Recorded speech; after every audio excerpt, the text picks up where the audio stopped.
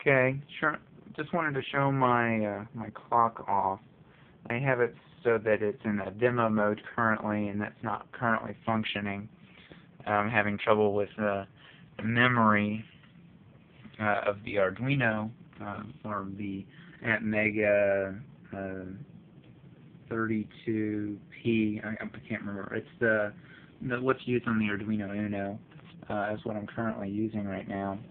I have a 5-volt voltage regulator and a 16 megahertz crystal wired up to a shift register, and then a GPS module from Adafruit set up to give it commands. So it's a self-setting and then self-location getting clock that uses that information to calculate the sunrise and sunset times.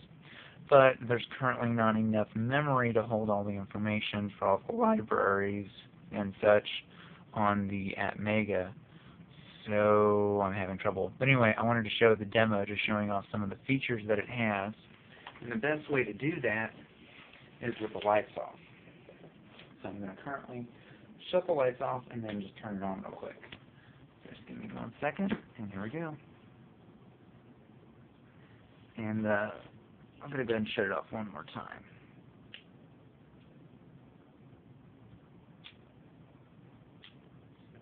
And the little light that you see at the top is the GPS module kicking on.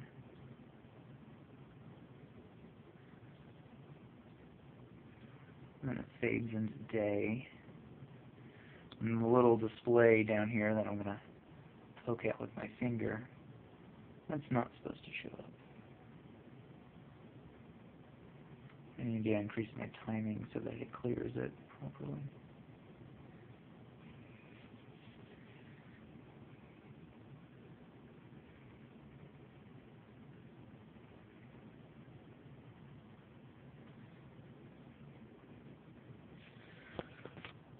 And here's what it looks like with lights on. So we have, let me go ahead and just try and reset it one more time. It usually resets this little 7 segment down here properly. There we go. So this is actually how it's supposed to look.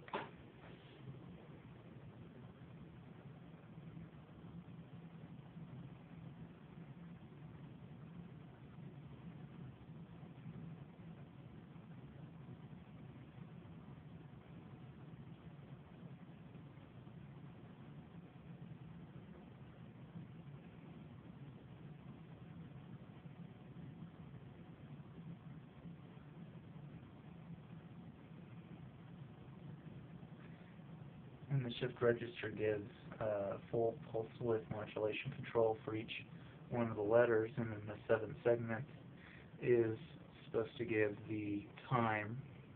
Right now I'm just demoing a library I wrote for the serial 7 segment from SparkFun to show off some of the animations and the various controls that it can do. I wrote in a specific handler to handle the 12-hour and 24-hour clock.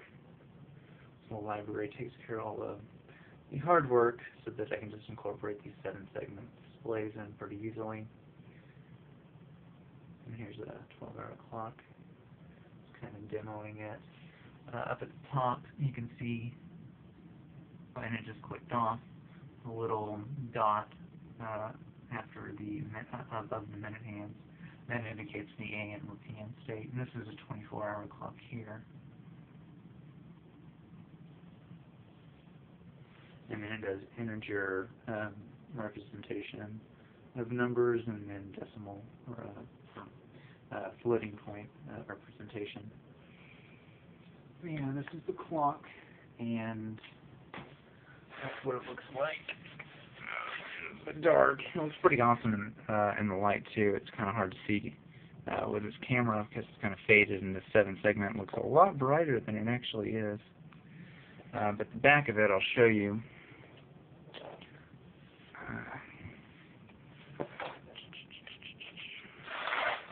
And this is on a piece of glass.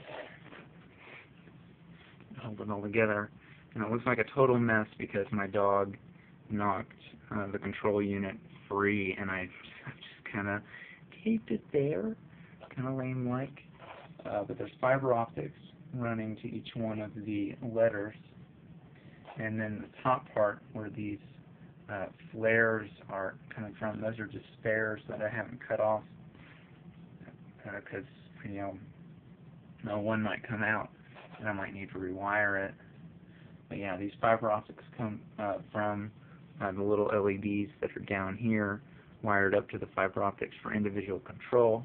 And I'll actually go ahead and reset it just real quick. I don't have a nice little reset button because I don't really need one for functionality except for now, which, there we go.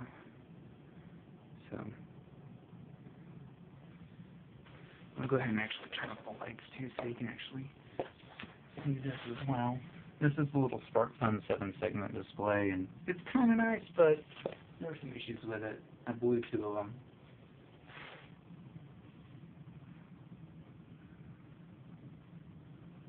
You can see some of the letters lighting up from the fiber optics,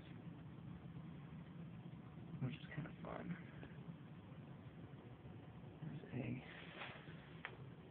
Anyway, lights back on. And that's kind of what it looks like. But as I said, I'm having trouble getting it running because I just don't have the RAM needed for the sunrise, sunset calculations, and a few of the other calculations because it's in order to hold the time. The Arduino gets its time from the GPS and then keeps it synchronized with itself to hold the time. And the time library that I'm using, among the other libraries, uses a lot of memory.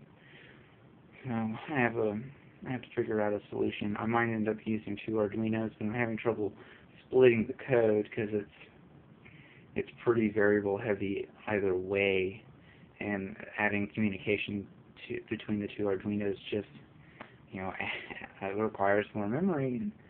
So anyway, I thought I'd show its unfinished demo portion. Sorry for the video being so long, but I just wanted to display what I had, and hopefully I'll be able to figure out a way to get it all running and looking pretty nice in the end. So this is a unfinished video that hopefully a new post will follow.